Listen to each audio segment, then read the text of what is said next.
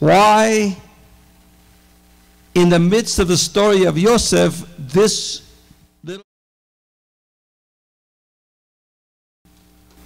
is there.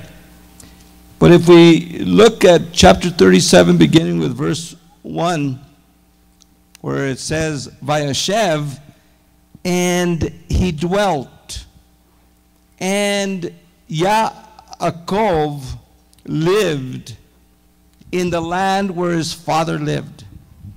All that stuff with Esau is gone. Now he comes and he lives in the land of Canaan. He lives in the land where his father had dwelt. And then it goes into the Toldot Yaakov, the Toldot Yosef. The Toldot, as we've been studying, there's many Toldot. This is the generations of, this is the genealogy of, and it comes to the genealogy of Yosef. And interestingly enough, with Yosef, it begins when he's 17 years old. Most of the other Toldot are the genealogy of the person and their sons. But interestingly, this is Yosef alone, but he's only 17 years old. And it begins to teach us here that even as a youth, there was something special about Yosef. You know, in today's Parsha, we are going to learn about Adonai's sovereignty. Adonai is sovereign. He chooses, he does what he will. But we're also going to learn about Adonai's grace. Adonai's grace. We're going to see that Adonai, even throughout the life of the patriarchs, we're going to see how he always chooses someone. Adonai is always looking for someone. There's always someone out there that will be the next in line, the one to fulfill that which is his promises, that which is his will for the ultimate of world salvation. And he always looks for someone. Right now, there's some of you young men, there's some of you young ladies that Adonai has had his eye on you. And he has his eye on you. And one of the biggest problems, one of the hard things for people is when Adonai has his eyes on you. I want you to know something. Chasatan has his eyes on you too. In fact, from the beginning, from the first prophecy that Adonai gave to Chasatan about from the seed of the woman, Adonai, in his sovereignty, gave us that first messianic prophecy of the one that would come and stomp the head of Chasatan. But notice it says that Chasatan is going to what? Strike at his heel. So the chosen one, even Messiah, Moshiach, the one that Adonai was going to use to bring the ultimate world salvation because of the ultimate world death, was chosen by Adonai, but yet Chasatan wanted to abort him. Chasatan, and throughout the whole history, Adonai has given so many messianic prophecies, but constantly we see Chasatan trying to abort the Messiah, trying to abort the Messiah, trying to abort the Messiah. Well, not only Messiah, but Messiah's people, Israel. How many times has Chasatan tried to abort our people Israel? In fact, Hanukkah is another time the Feast of Tabernacles of Kislev, another time when Hasatan tries to exterminate the people. Purim. In fact, Purim and Hanukkah are not holidays. They are not holy days. There's only 7 holy days, 7 Modeim, that Adonai has given us, where these are special days of Mikra Kodesh, holy assemblies.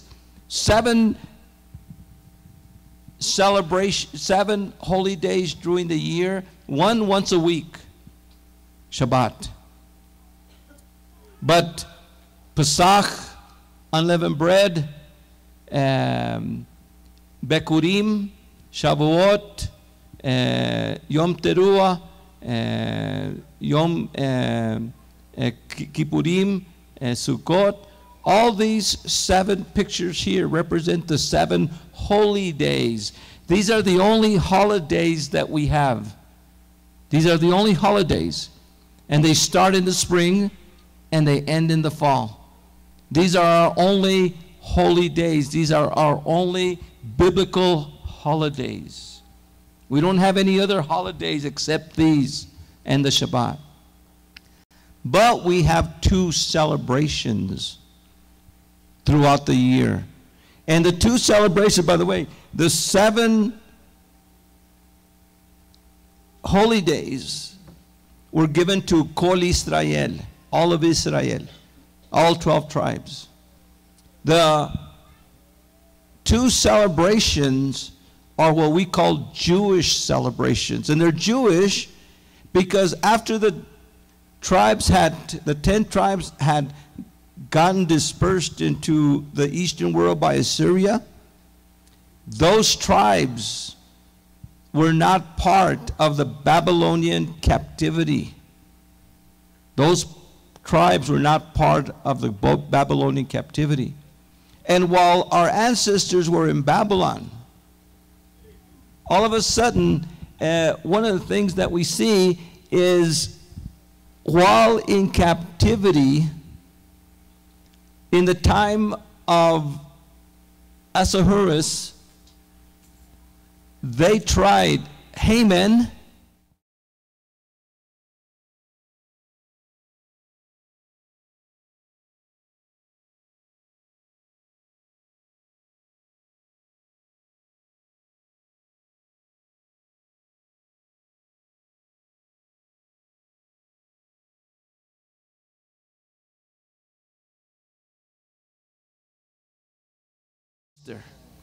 for such a time as this, we are told.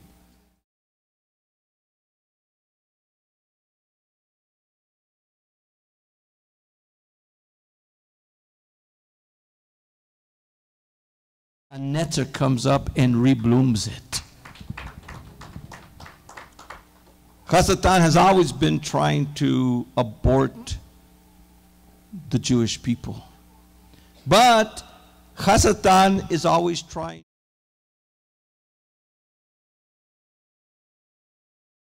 Woman whom Adonai is going to use. And he put his finger on you. And he's put his finger on you when you were a little boy, when you were a little girl. And as you grew up, you know you have the finger of Elohim on you. You know you have the call of Elohim on you. And you know because you have that passion, you have that heart. But let me tell you, Hasatan wants to destroy you. Hasatan wants to do you in. He wants to abort your ministry.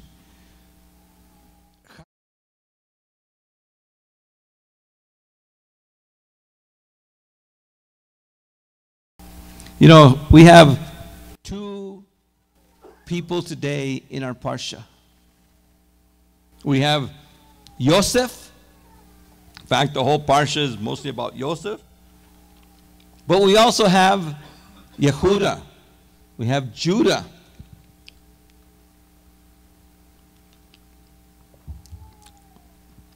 the fourth son of Yaakov and Leah.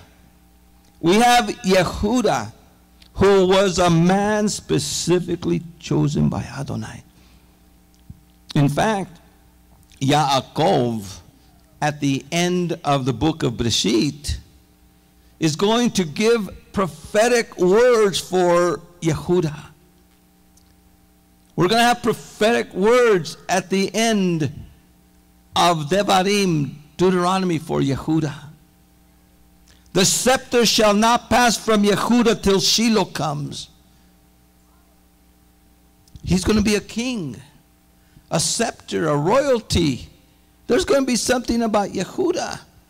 Adonai sovereignly from the beginning of time knew everything about Yehuda, but guess what? Satan wanted to destroy him. With Yosef, Adonai chose Yosef specifically.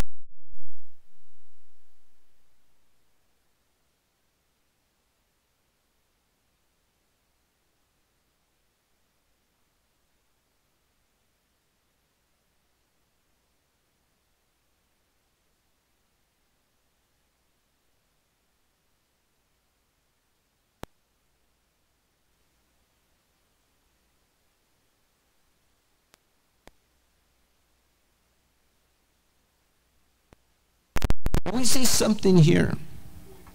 We see the sovereignty of Adonai working. His choosiness. We see Adonai working in his sovereignty. But we also see him working by grace in these two men. He works in different ways, but both of them by grace. Unmerited favor. You know,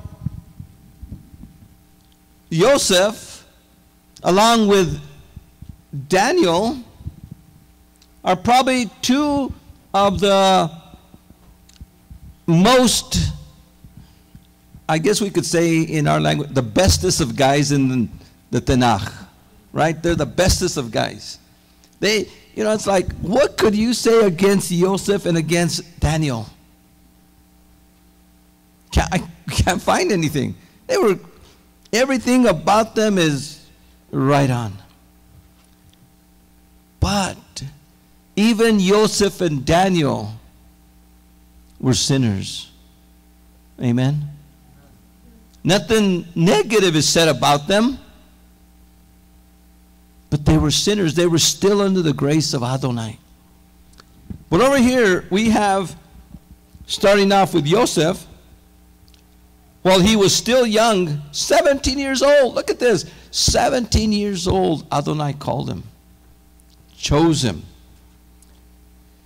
He was shepherding the flock with his brothers. So with the sons of Bilhah, the sons of Zilpah, and the other brothers, they were shepherding the flocks. And Yaakov had made him the overseer. He is the overseer. What is an overseer? An overseer is someone who looks out over the affairs of someone else. The Old English word would be bishop. Another word in Greek is episkopos. He was made the overseer here. And it says there that Joseph informed their father about the evil spoken about them. In fact, he doesn't rat them out. What he's doing is he's informing the father about the evil that others are talking about these sons. In other words, these brothers of Joseph, sons of Yaakov, are doing negative things, are doing bad things in the community. And they've built up a negative reputation. Oh, wait a second. This is Yaakov and Sons enterprise. Yaakov and Sons Sheep Herding Company, Limited, Incorporated. Now, if you are Yaakov, in any business, whether it's your sons or your employees, what they do reflects on who? On you. And so, Yaakov makes Yosef the 17-year-old because he saw something in Yosef. Not only had Adonai seen something in Yosef, but what happened is that Yaakov had seen something in Yosef. He saw in Yosef wisdom. He saw in Yosef a young man with a clean head, with a sharp eye. He saw in Yosef something, and he put him in charge. In fact, not only did he put him in charge, but he gave him a badge of authority. You know, a badge is authority. In fact, our security man here is, you wearing your badge there? Let's see, let me see your badge there. Woo! Look at that. That right there means you do what he says. And we have a couple of other security guys out there. A badge is a symbol of authority today. A badge actually comes from a magen, from a shield. It's a symbol of authority. But in the olden days, there was different symbols of authority. And a lot of people, when reading Torah, we must not read Torah with our eyes, or even with the English, the Latin, or even the Greek. We must read it with Hebrew eyes. The Hebrew that it was written in, the culture that it belonged to. And while many people look at negatively upon some of these things, and why did he do that, and why that, or look at that,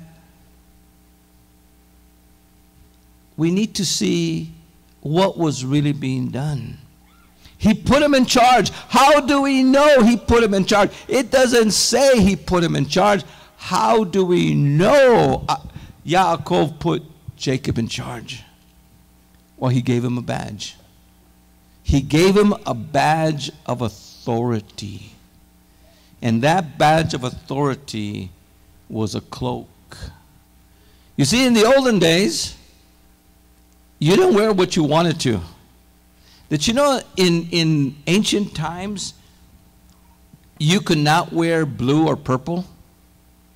Only the king could wear blue and purple.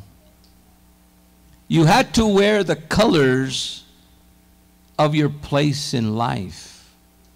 You had to wear the clothes of your place in life. You could not wear whatever you wanted. It was very simple, but the colors and even the way they were made signified your authority, your place. And so what Yaakov does, which the brothers do not react to the gift, they react to what is the gift. And it says there that Yaakov had made for Joseph a coat or a cloak with long sleeves to the floor. Oops, I made a mistake. I went against King James. Oops. Your King James, which comes from the Latin, which comes from the Greek of the Septuagint, has there a coat of many colors. And from there they got the Technicolor dream coat. It wasn't a Technicolor dream coat. It was a cloak of office. It was a pasam in Hebrew. It was a cloak of office. In fact, this same word is used only one more time in Scripture, in Samuel. And it's talking about the daughters, the royal daughters would wear these long cloaks with long sleeves. The maiden daughters of the king would wear long cloaks with long sleeves, cloaks to the floor. And there's, it says, white linen. This was a cloak of office. In a sense, Yaakov gave to Yosef a badge. Here's the badge. Here's the badge. Here's your authority. Because when you're given a badge, you're given authority. Just like in the military. In the military, they have rank. And every time you go up rank, you go before the captain. And they pin the next rank over you. That's the rank of your authority. You are no longer a private. Now you're a sergeant. Now you got your sergeant stripes. Now, you have more authority than you did before. Well, what Yaakov did is he, by giving this coat with long sleeves to the floor, it wasn't a coat of many colors. Maybe there was other colors involved, but the colors are not, the word color does not appear there. A varied coat. Another word, an adjective that it uses with that in Hebrew is a varied coat. And he gives him as his authority. Now that he is the authority, he is not a shepherd no more. He went from the rank of shepherd to the rank of overseer.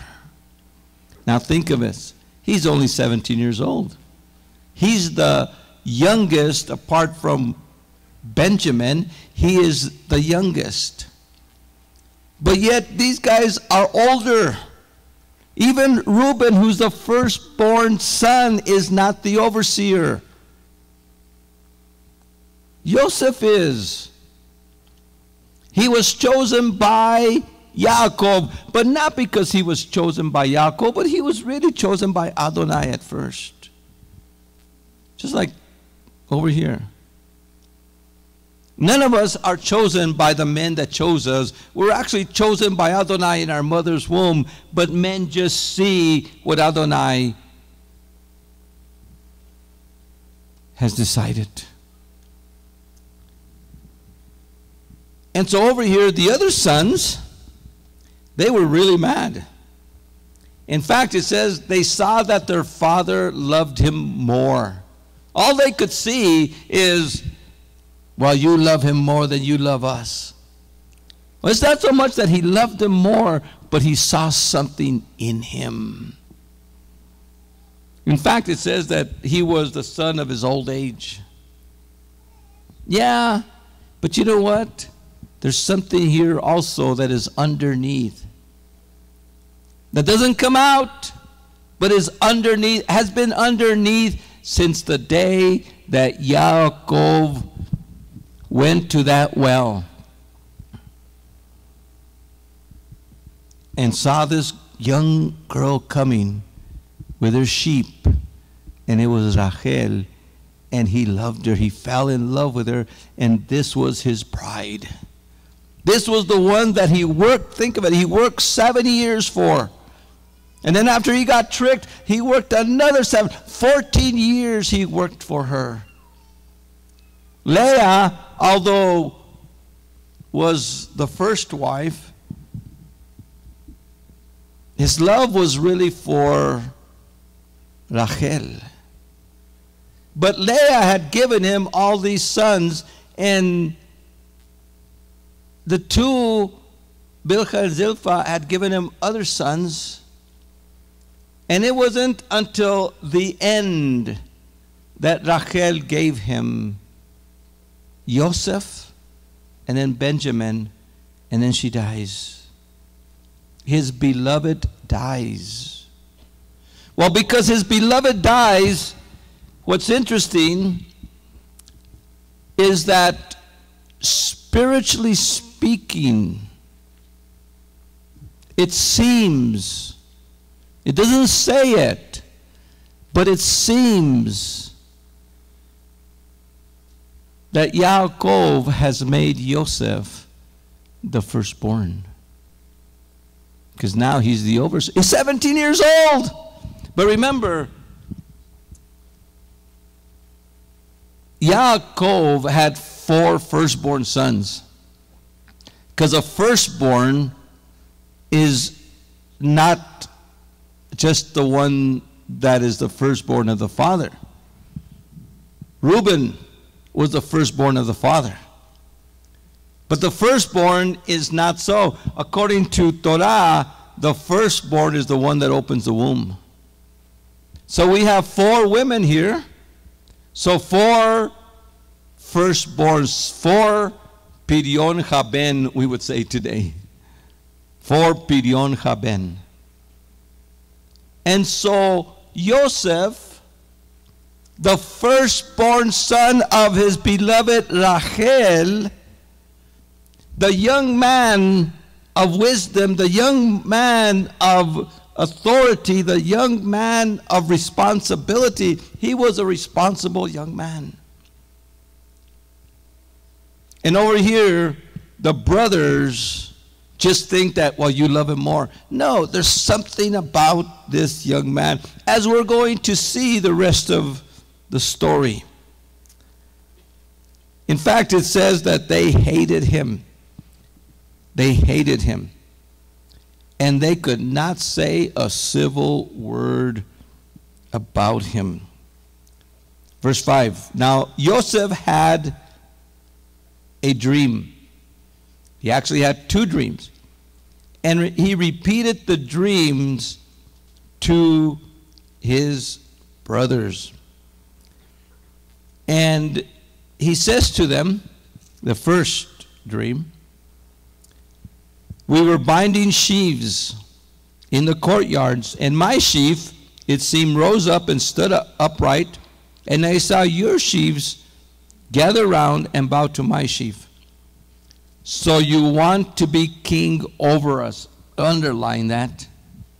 So you want to be king over us. Remember, underline this thing about the coat. Underline this thing about, so you want to be king over us. His brothers retorted, or to master it over us. And they hated him still more on account of this dream. He had another dream, and he told his brothers, look, I had another dream. I thought I saw the sun, the moon, and 11 stars bowing to me. He told his father and brothers, and even his father scolded him. A fine dream you have, he said. Are we all of us then, myself, your mother, your brothers, to come and bow to the ground before you? Underline that one too. Because Adonai is doing something. Think of it. He's only 17 years old, 18 years old. A young man. He's having these dreams. They hate him. Even his father that loved him, that had given him authority. Now, the authority I gave you is going to your head. Now, I made you authority. I gave you a code of authority. Now, I'm bowing to you. Sometimes you give someone authority and it goes to their head.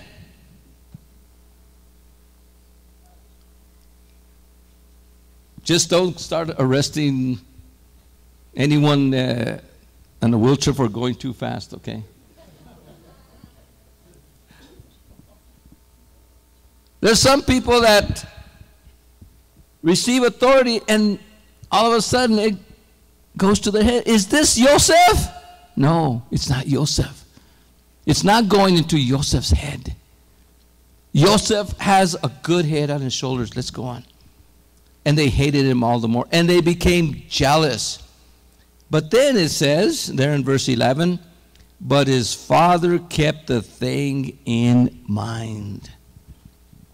Even the father said, we're going to bow. But then all of a sudden, he started, He started thinking about it, meditating on it, and he kept it in mind because at the end we're going to see, next week we're going to see, his brothers went out to pasture at Shechem. That's Shem. Then Israel said to Joseph, are not your brothers at the flock?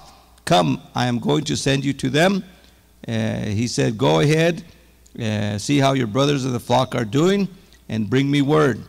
He sent him from the valley of Hebron to Shechem. It's a 50-mile walk. Now think of this. He sends him 50 miles north. From Hebron, south of Jerusalem, to Shechem, north of Jerusalem.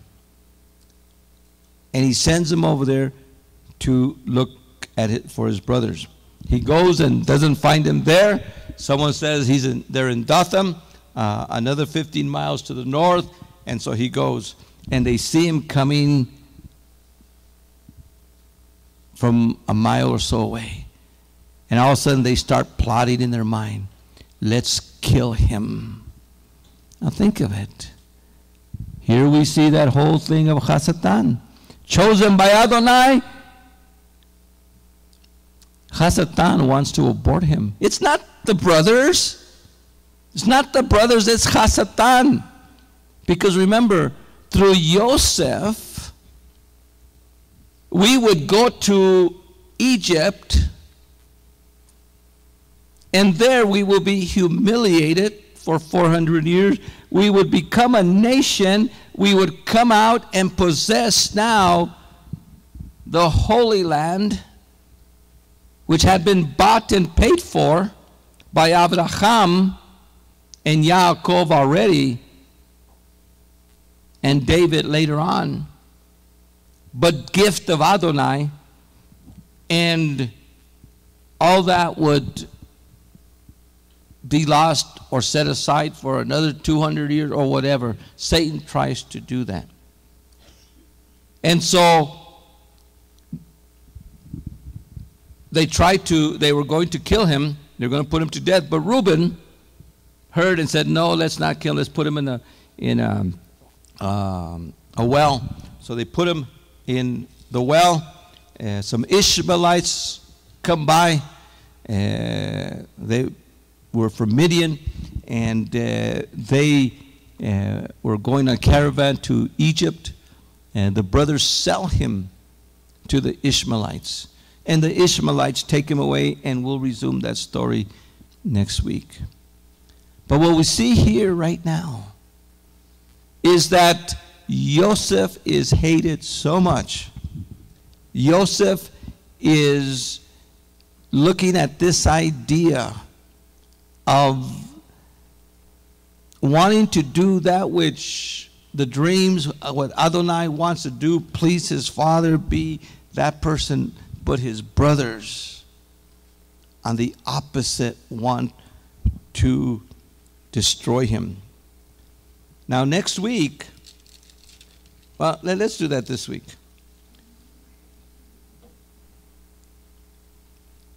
In verse 7 of 39, now Joseph was well built and handsome, and it happened sometime later that his master's wife looked desirably on him and said to him, be with me.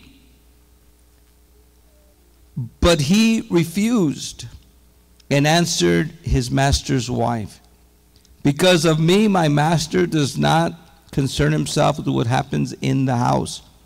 He has handed me over all his possessions. He has no master in the house than I. He has withheld nothing except yourself, because you are his wife.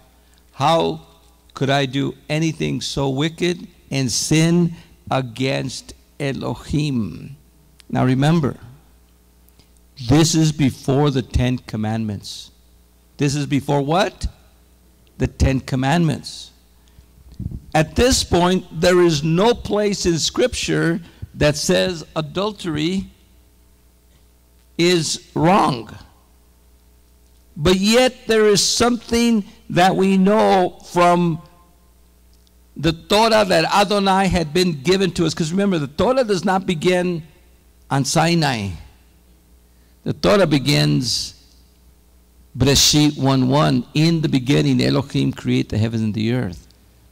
And so Adam received in the cool of the day word from Adonai, who passed it on, who was passed on.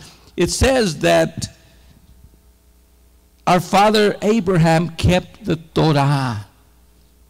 Abraham was a Torah keeper. It specifically says Abraham kept my Torah. Wait a second. There wasn't the written Torah, but it was passed on from Adam to Cain and Abel, to Seth, to Noah, to Shem, to Abraham, and all the way down the line up to this point. It was passed on from father to son. That's the responsibility of the fathers to sons and children, of the parents, to pass on the word. There was no Sunday school, Sabbath school. There was no catechism. There was no nothing like that. But it was that was passed on. How did Joseph know this? Joseph knew this was a wicked thing, and it's a sin against Adonai. Notice that it's not even a criminal act to get in Egypt. It has nothing to do with criminal. It has to do with sin. You know, today we're finding all kinds of stuff is criminal. Well, that's not criminal. It's sin. It is our sin. It is my sin. It is your sin. We are sinners. And what we need to do is repent. Repentance is the key. And that's why we're here. The only reason we're here and not out there is because we repented. We said we don't want to follow. That way is wicked. That way is wrong. We don't want to follow that way. And Yeshua is the way that forgave the past. But then Torah is the way that renews us, like we always say. Torah does not redeem you. Torah is for a redeemed people. When we cross over into the next year and we begin with the biblical Rosh Hashanah, and then we have 14 days later, we have Pesach. We're going to learn this idea that the blood of the Lamb, by the blood of the Lamb, we were redeemed by grace through faith. We were redeemed out of Egypt. We are a redeemed people. But the redeemed people, we were taken to Sinai. And at Sinai, those that were there, and Moshe said, even those that are not here today, for those that are not here today, which is us, those that are descendants and those that have been grafted in together as Jew, Gentile, male, female, rich and poor, together here. We were not there, but that covenant was with us. As a redeemed people, the Torah cleanses out, cleanses the soul. The Torah of Yahweh is perfect. Psalms 19:7 says, converting the soul. The Torah converts our soul. It doesn't convert our spirit. Our spirit is dead in trespasses and sin, and it must be born again, and it can only be born again by the blood of Yeshua. And once our spirit is born again, once we are alive by the Ruach HaKodesh coming in and living inside of us, now the process of Adonai sanctifying us, we are justified by grace through faith. But then we are sanctified. Sanctified is that being set apart, the holying of ourselves. And that's the purpose of Torah. The Torah does not redeem us, but it's for a redeemed people.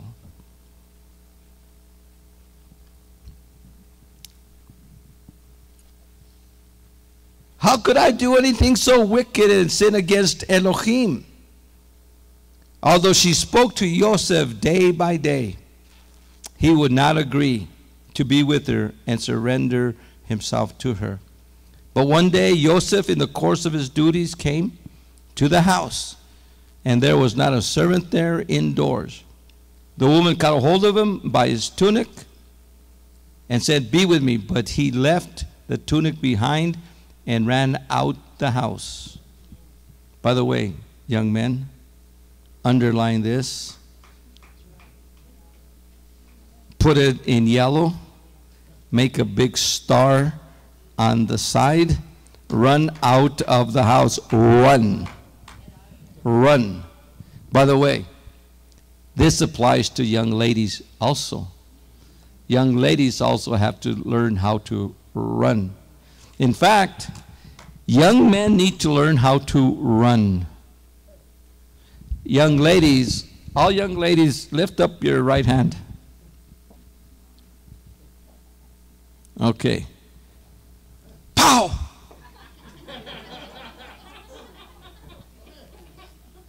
That's it. Pow! Remember the olden days? What would they do? Pow! We need to react immediately. We need to stand our ground. I will not do this. I will not let this thing be done to me. We need to stand up, both young men and young lady, because you have both problems. It's not just a man's problem. It's not just a woman's problem. It's a sin problem, and sin is rampant. In fact, one of the problems that we have today is we have a problem today. Look at this. Look at this. We have a problem today because young men and young women, old men and young women, are being put into situations, into responsibilities that were never there in biblical times. In fact, if we really wanted to do things biblically here, you know, this idea of men shake men's hands and women shake women's hands, that's very biblical. I would encourage you, even though it's not a law, I would encourage men shake men's hands and women shake women's hands. Not even touch. Not even, in fact, you know, I was taught this, that when you go to an elevator, and you're standing in an elevator, and there's a young lady or a lady there at the elevator, and you're going to get in, and I was taught that, you know what, you kind of go over here and start looking here, let her go in the elevator, let her go in by herself, and you take the next elevator. That's wisdom. Now, if there's other people there, no problem. But not to be alone with someone. Because, not because someone could accuse you, but because of sin. You see, we don't realize the heart of man is desperately wicked. Who could know its ways? And so it's important. Look at this woman here. She tried to do it, but we have men trying to do the same thing to women. Look what happened with Dinah last week and Shem. Okay. I'm falling behind here. So what happened is that he ran. To make a long story short, she told her husband. He tried to do this, and they put Yosef in jail. And there he was. He was in jail for some time. Verse 11, he was in jail. We'll stop here at 40, because I did want to mention some things. We wanted to talk about some other stuff, but we'll catch up some other time. But I did want to talk a little bit, just a little bit about Hanukkah, because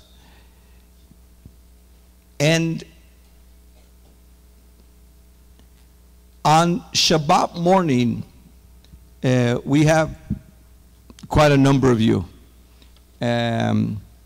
But a lot of our teaching, a lot of our discipleship teaching occurs on Wednesday nights. And many of you here are not Wednesday nights, do not come on Wednesday night. Someone called me and said, why don't you ever teach on Hanukkah? I teach on Hanukkah quite a bit, but on Wednesday nights. Because Hanukkah is not in Torah, it does not get its fair share, I guess someone would say. So Hanukkah is one of those things that we teach on Wednesday nights. But if you only come on Shabbat, there's probably 2/3 of teaching that you don't get because of that. We teach Torah on Shabbat, but throughout the week we teach the rest of the Tanakh, and we teach the apostolic writings. But Hanukkah is a very important celebration. Like I said, it is not a holy day. It is not a holy day. It's a celebration. And it's a celebration. If you want to find out about Hanukkah, the first place that you find about and there's levels of Hanukkahs, I guess we could say. The Hanukkah that we're celebrating now on Kislev 25th, on Tuesday, beginning Tuesday night, is what we call the Maccabean Hanukkah. But the word Hanukkah means dedication. When Moshe dedicated the altar in the wilderness, that was the first Hanukkah. When Solomon dedicated the altar in Jerusalem, that was the second Hanukkah. And then that temple was destroyed in 586 by the Babylonians, and we were captive for 70 years. And then Zerubbabel came, and Nehemiah and Ezra, and rebuilt the temple, and that was the third Hanukkah. And then during the time of the intertestamental period, as it is called, the temple of Zerubbabel was destroyed by Antiochus, and the Maccabees did that Hanukkah. Of course, Herod rebuilt that and remodeled it into what we call today Herod's temple. And there's going to be some more Hanukkahs. There's going to be another Hanukkah, the Daniel Hanukkah of Daniel 9:27, when the temple is rebuilt in our times. And then that one's going to be destroyed at the end of the time when the anti-Messiah is destroyed. He's going to set up the abomination of desolation in that one, as it was in Antiochus' time. And then Yeshua is going to build another temple, and there's going to be another Hanukkah. So there's 2 more Hanukkahs to go. So the word Hanukkah means to dedicate. And the one that we have now is the dedication of the temple in the intertestamental period. And this is found in the book of Maccabees. Now, the book of Maccabees, there's 1st and 2nd Maccabees. These are 2 history books that are found in the Apocrypha.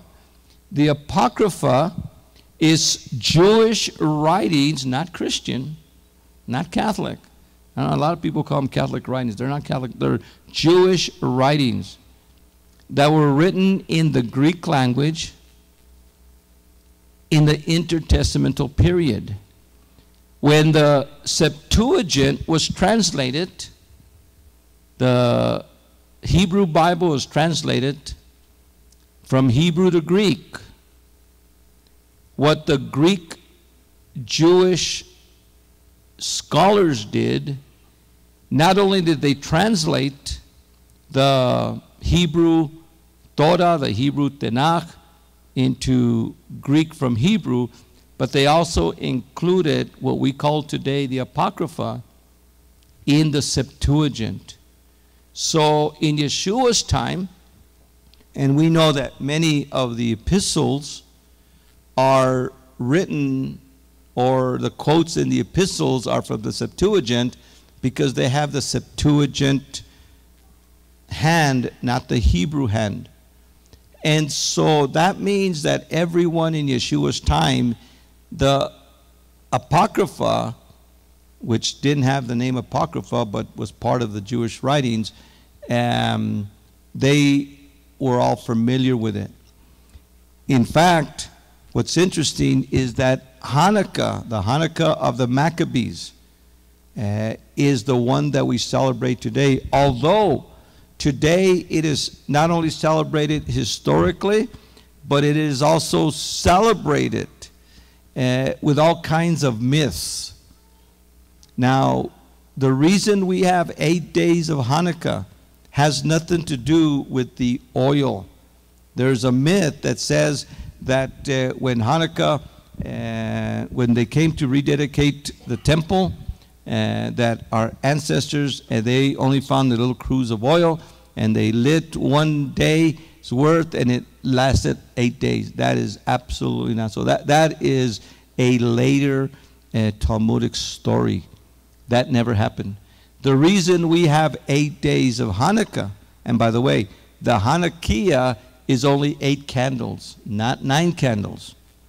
The 9th candle has been added recently as an additional to be the pilot light.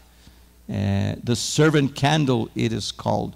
But that is what we would call the pilot light, like you having a lighter and lighting the light, or your gas stove, and it turns it on. That's the pilot light. That's what the 9th candle is. But that was not original. The 8 days of Hanukkah are for the 8 days of the Feast of Tabernacles. You see, when the Maccabees were out in the hills during the time of Tabernacles, this last Tabernacles, think of last Tabernacles. We just celebrated Tabernacles, Sukkot. Think of us being out in the hills with the militia and out there, and we weren't able to come to Jerusalem and celebrate Sukkot. So now we have the temple. Now we dedicate the altar. How long does it take to dedicate the altar? 8 days. It took 8 days in fact, the altar is always dedicated at the Feast of Tabernacles. In Moses, it was at the Feast of Tabernacles for 8 days with Solomon. It's always at the Feast of Tabernacles. So now the altar is to be dedicated again, but there is no Feast of Tabernacles. We just had it. We were in the mountains. So now, the first name of Hanukkah, they didn't call it Hanukkah. The Maccabees didn't call it Hanukkah. They called it the Feast of Tabernacles in the month of Kislev.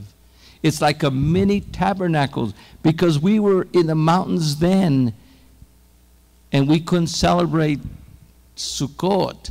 Let's have the dedication now at the very day that it was defiled. Now let's rededicate it. And so they rededicated it. Now, on Wednesday night, I'm going to show my PowerPoint, and I'm going to show you how Hanukkah, the Hanukkah that we celebrate now, is of vital importance because of Daniel. Daniel foresaw Hanukkah. And Yeshua was in Jerusalem at Hanukkah. And let me tell you, in the future, Hanukkah is going to be very important. So those of you, I wish everybody would be here Wednesday night. I really want every one of you to come Wednesday night, because on Wednesday night, the importance of Hanukkah, and it's important that we celebrate Hanukkah not as a Christmas alternative. By the way, we do not put up a Hanukkah bush. We do not believe in Hanukkah Harry. We do not believe in giving gifts. I do not want to bring to the Messianic faith, I do not want to bring the Jewish Christmas alternative mentality of giving the kids an alternative for Christmas. Hanukkah never was, never should be a Christmas alternative. So all the celebrations of Christmas do not belong there. But it's a day of celebration and joy. And there are several things that were done. And again, this is something I remember from when I was a little boy. And I still remember, I could even take you right to the very place at my mom's house, at the corner. I think there's an old junk car right there. I don't know who left it there, but there's an old junk car there. 64 Chevy that needs to be rebuilt. And I remember we were there, and my cousin's uncle, we used to call him Uncle Pat, Uncle Pat Tarin, I don't know if you remember him, Tony. We were all there, and all my uncles were there. And my uncle Joe, what he did is he got his little knife, and he asked for a little a spool. Remember, the spools of thread were wood. They're plastic now. Just like I remember my first ship when I was in the Navy, the decks were made of wood and the men were made of steel.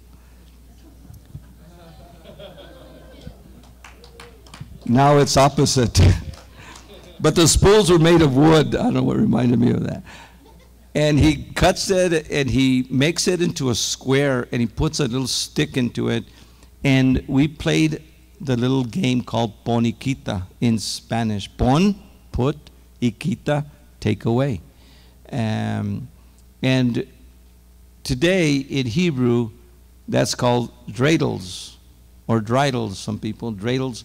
And I remember us playing that game, and I remember we lit a fire because it was cold, it was winter, and we had a fire going, a little fire that they kept going, and you know how men talk and drink coffee, and he taught us to play the dreidel game, and we were small. Dreidels is one of those games that is played because in those days, all the Torah was taken away. The fact the Torahs were burnt. The Torah scrolls were burnt. They had pigs' blood spilt on them. So what did our ancestors do? Think of this. The prophets were just Jewish writings at that time. The prophets were not considered Torah. And so the Syrians, the Greek Syrians, did not mind us having the prophets. And so what we would do is we would read the prophets and we would play the game. And if the Syrians would come, we'd zip it. And that's where the haftarahs come in. The haftarah is the portion to every Torah from a prophet. So what our ancestors did for every Torah reading, they tried to get a prophet that was so close to that reading that it would remind us of the Torah reading. That's where the Haftarah reading comes from. The dreidel. And of course there's other celebrations that people do because of the oil and stuff like that. But remember, there was no oil story. But I want you to come on Wednesday night, because to me, not only the celebration, not only the donuts and all the good stuff, the good food, and remember, not just Ashkenazi food, we want Sephardic food, okay? So some menudo, some barbacoa. Those are good Sephardic. Barbacoa and menudo are carne asada are the food of our ancestors in Israel. And for some reason, that's our favorite food here. But that's what our ancestors ate. Our Kohanim ate the menudo, the barbacoa. Those are part of our culture, of our Sephardic culture. And of course, most people understand Ashkenazi Hanukkah. But make sure those of you that are Sephardic that you bring some of your Sephardic foods. Well, let's go ahead and stand. I wish we could go on, but we're going to go home, go eat, and come back, and going to do a pro-Israel rally. Not anti anything. We're not anti anything. We're just happy. And remember what President Trump did and did not do. President Trump did not make Jerusalem the capital of Israel. Everybody knows that, right? He did not make Jerusalem the capital of Israel. Adonai made it with King David.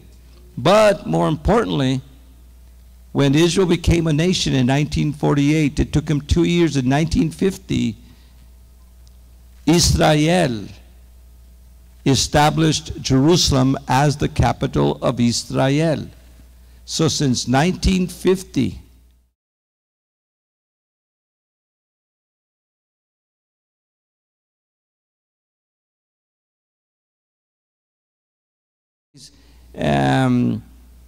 actually it's not really a long time, it's really a short time. I was born in 1950, so it's just not too long ago. But anyways, since 1950, it's been the capital. Where is the Knesset? Jerusalem. Where is the Supreme Court? Jerusalem. Where is the Executive Mansion? Jerusalem. Jerusalem is the capital. The only thing is that every nation of the world has been so, I don't know what word to use, soft, I guess would be a good word, soft, that they haven't said, oh, we'll put our embassy there. Now, the embassy of the United States to Mexico is not in Juarez.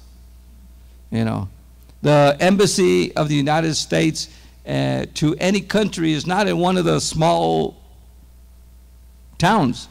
It's in the capital. The capital of the embassy of the United States belongs in Jerusalem, the established capital of Israel. What President Trump in boldness did, and I thank Adonai for his boldness. For that boldness that he did, Father, we bless you. Yevarechecha Yahweh vayishmerecha, a'ir Yahweh panav elecha vichunecha, asa Yahweh panav elecha vayasem lecha shalom. May Yahweh bless you and keep you. May Yahweh make his face shine upon you and be gracious unto you. May Yahweh lift up the light of his countenance upon you and give you his peace. Shalom, shalom. Have a good day.